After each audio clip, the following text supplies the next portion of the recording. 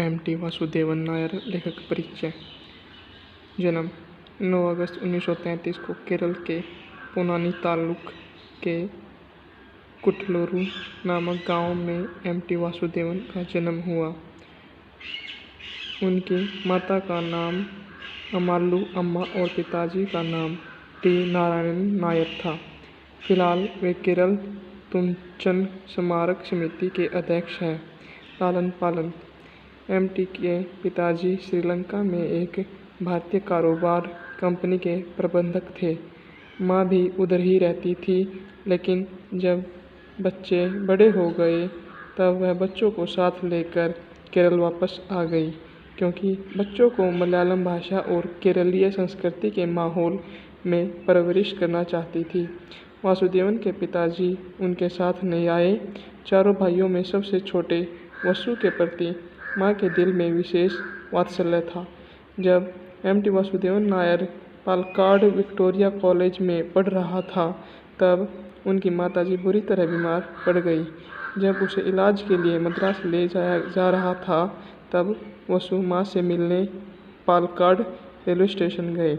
उनकी माँ बाकी सभी से खुशी खुशी विदाई ले रही थी, लेकिन वसु को देखते ही सिसक पड़ी। वसु को नहीं पता था कि यह उसकी माँ की आखिरी विदाई है। वसु की माँ की जब मृत्यु हुई तब वसु इम्तिहान दे रहा था, इसलिए 2 दिन बाद उसे उसकी माँ की मौत की खबर दी। शिक्षा दीक्षा। एम.टी. वासुदेवन नायर पढ़ने में होशियार था।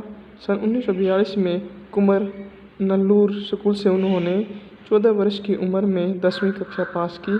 कॉलेज में दाखिला लेने के लिए 16 वर्ष उम्र होना जरूरी था, इसलिए 2 वर्ष पढ़ाई छोड़ना पड़ा।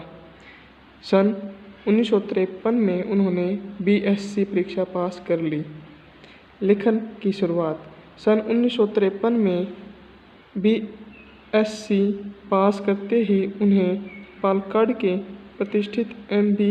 ट्यूटोरियल कॉलेज में अध्यापक की नौकरी मिल गई। उस कॉलेज के मालिक मलयाली नामक मासिक पत्रिका प्रकाशित करते थे। एम.टी. उसमें लगातार लिखने लगे। उनका आधी रात व दिन का प्रकाश नामक उपन्यास इसी पत्रिका में प्रकाशित हुआ था।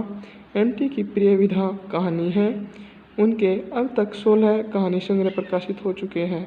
सन 1948 में मद्रास से प्रकाशित पत्रिका चित्रकेरल में उनकी पहली कहानी विशुकैनीटम विष्णु उत्सव के समय दिया जाने वाला पैसा प्रकाशित हुई। विशु कहानी प्रतियोगिता में उनकी कहानी पालतू जानवर पुरस्कृत होने के बाद वे कहानीकार के रूप में मशहूर हो गए। अंधेरी की आत्मा व कुट्टटी दीदी के प्रकाशन के बाद मलयालम के प्रथम श्रेणी के कथाकारों में उन्हें स्थान प्राप्त हो गया।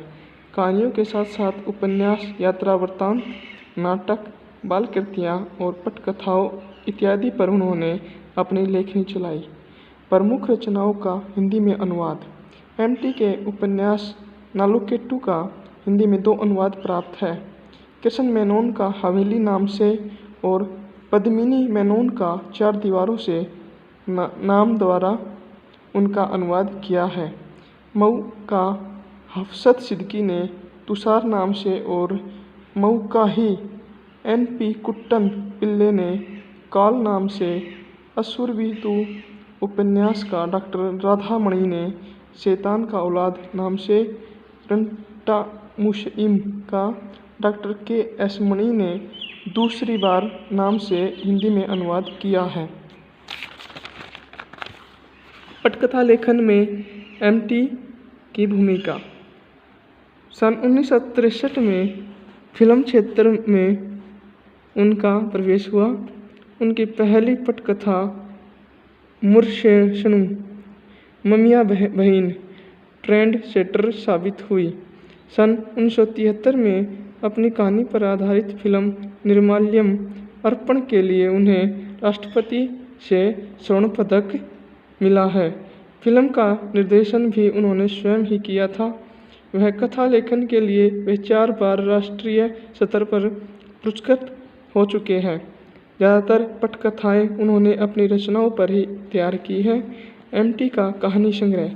खून सी सनी मिट्टी 1952 में, धूप और चांदनी 1954, दर्द के फूल 1955, तेरी याद में 1956, अंधेरे के आत्मा 1957, तरंग और तीर 1957, कुट्टी दीदी 1956, खोए हुए दिन 1960, बंधन 1963, पतन 1966, कड़ीवटू खिलौना घर 1966, वरिकुशी हाथीबंद 1967, एमटी की चुनिंदा कहानियाँ 1968, दर एस सलाम 1972, अज्ञात का अनबना स्मारक 1978, फिर अभय की तलाश में 1978, स्वर्ग खुलने का वक्त 1980, वनप्रस्थ 1982।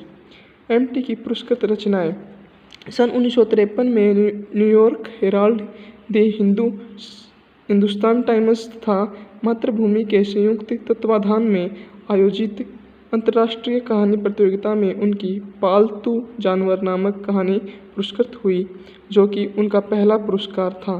फिर केरल साहित्य अकादमी की तरफ से हवेली पुरस्कृत हुई। सन 1970 में उपन्यास काल के लिए केंद्र साहित्य अकादमी पुरस्कार मिला। सन 1982 में गोप द्वार नामक नाटक के लिए पुरस्कृत हुए। दूसरी बार नामक उपन्यास के लिए केरल वेल्लार अवार्ड प्राप्त हुआ। केरल के मुट्टुवर्क अवार्ड से भी वे सम्मानित हैं। आखिर सन 1995 के ज्ञानपीठ पुरस्कार से वे विभूषित हो गए।